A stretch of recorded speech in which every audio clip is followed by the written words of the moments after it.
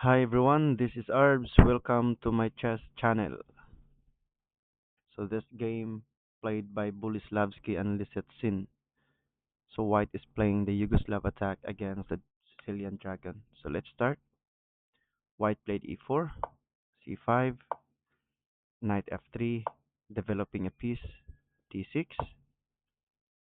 d4 to open up your dark squared bishop and challenge the pawn on c5. Usually black will take the pawn on d4, knight takes d4. Now the knight is now centralized. Knight f6 attacks e4, knight c3 protects. Then here black has many options.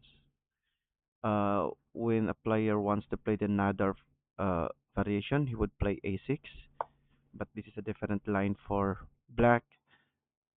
They could play also knight c6, but if black wants to play the dragon variation, then he has to play g6, putting the bishop on g7, the dragon bishop. So let's continue, knight e3. Some of beginners players will play knight g4. So this is a trap, and there's a strong move here for white.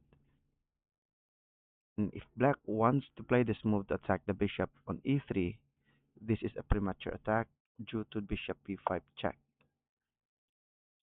You need to block it.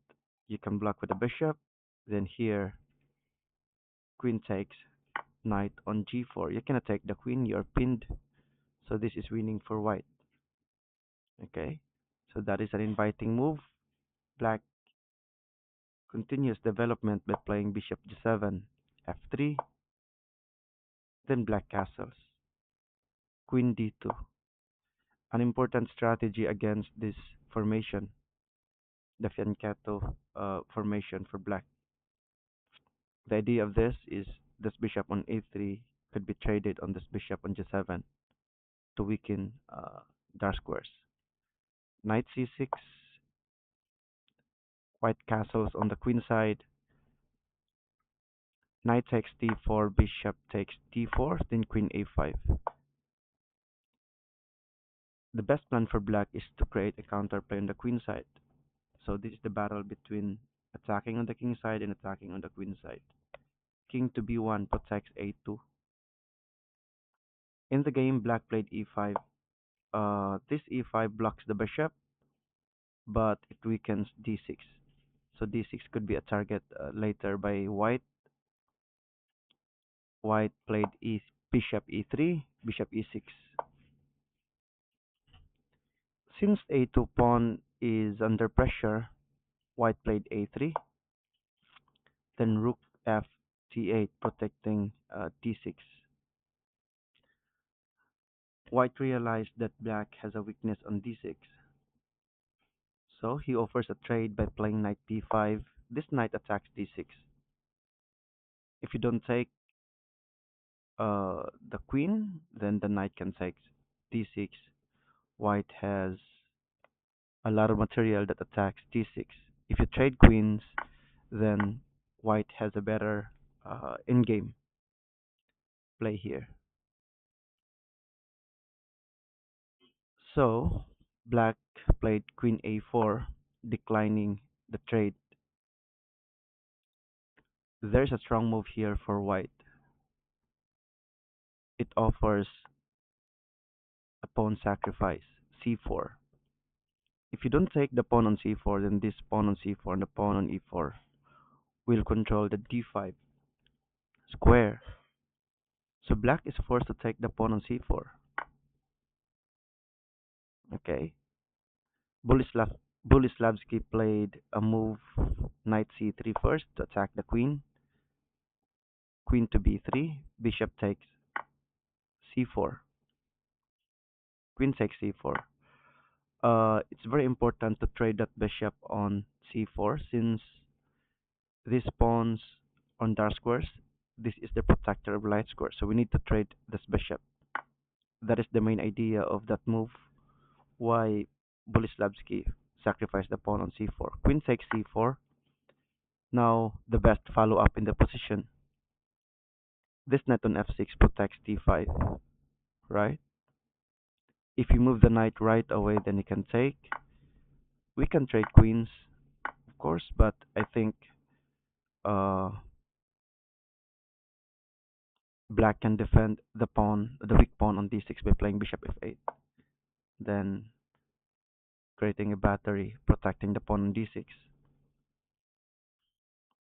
So the best strategy here is to trade the knight. So we need to capture the knight on f6 so that black will left with a bad bishop. Bishop to g5, the knight is pinned. Queen to e6,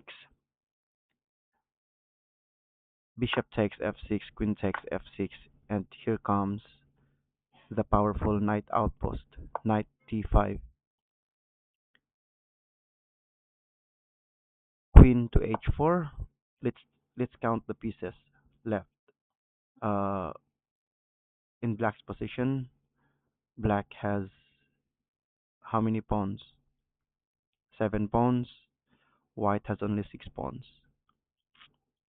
2 rooks and 1 queen. So the difference of the pieces are the minor pieces, the knight and the bishop. So when you try to compare these pieces, white has the advantage because of this outpost. The knight controls a lot of squares, and the bishop, the black has a bad bishop because of this pawn. Queen to e2 has been played, bishop f8, queen to f1. The idea of this is the queen now uh, starts to attack on the king side, then he would like to penetrate on the king side. Rook ac8, g3 attacks the queen. He played a move queen to g5, but now white sacrificed another pawn, h4. Obviously, you can take the pawn on g3, but there is h5. It opens the h file, and white has a strong initiative on the king side. So queen h6 has been played in the game. g4, white is now launching an attack on the king side. The pawn storm attack. g5, h takes g5, queen takes g5. Black has a weak light squares. Okay, so white played an excellent move, rook h5, attacking the queen. Queen to g6. White wants to put his knight on f6, but queen protects it, so he played the move g5. If you take the rook on h5, there is a fork, knight f6 attacks the queen and the king. So black cannot take the rook here. He played h6. This is unexpected tactics. Can you find the best move for white? There is a possible fork also on e7, and the bishop protects the squares. So now the bishop can be deflected. Rook takes h6. If you take the rook, there is knight e7 check. Black will lose his queen. In the game, after h6, rook takes h6, which is the best move. Queen takes g5, then rook h5. Black resigned because where are he gonna put his queen?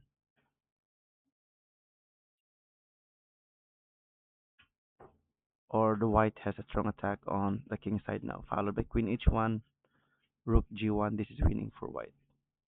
Okay. So thank you guys for watching. Subscribe for more and have a good day. Bye bye.